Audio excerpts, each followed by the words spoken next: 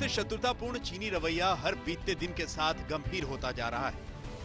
भारत से बातचीत के बावजूद लद्दाख में एलएसी पर चीन ने अपनी सेना की 2 डिवीजन तैनात की है। एलएसी पर इन 20,000 सैनिकों के अतिरिक्त चीन ने उस इलाके जिसे वो उत्तरी शिनजियांग कहता है, वहां 10,000 सैनिकों की एक अतिरिक्त डिवीजन भी लगाई गई, जो 48 घंटों के भीतर भारतीय पोजीशंस के आमने सामने लाए जा सकते हैं।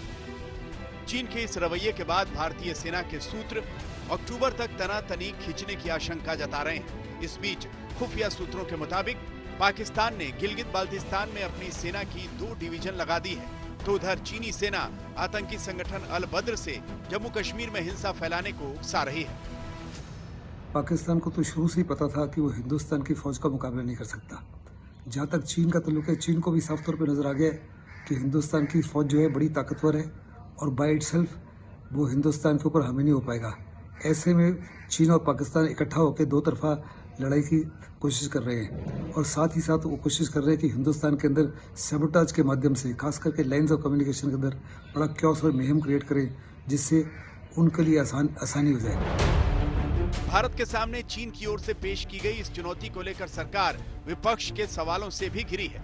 लोकसभा में कांग्रेस संसदीय दल के नेता अधीर रंजन चौधरी ने ट्वीट किया, मोदी जी, भारत में एक जगह है लद्दाख, ये अज्ञात जगह नहीं है।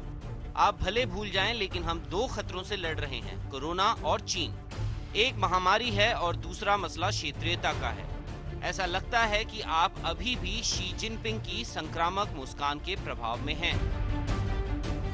चीनी संकट पर विपक्ष ऐसे तंज कस रहा है तो भारत ने चीन पर अब तक सिर्फ आर्थिक कड़ाई की है। चीन को आर्थिक दंड देने में सबसे बड़ा कदम 59 मोबाइल ऐप्स को बैन करने का है।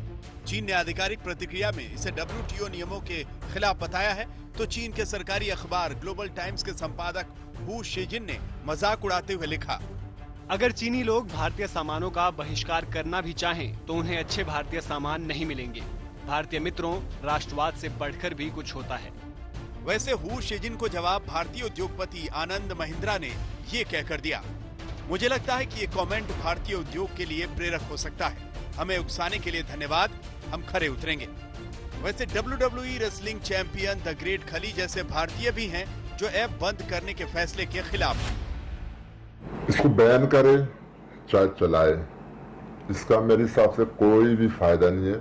ये तो सिर्फ जनता को बेवकूफ बनाना का काम है। एक अगर बोले कि इससे क्या फायदा होना है, जनता का क्या फायदा होना है?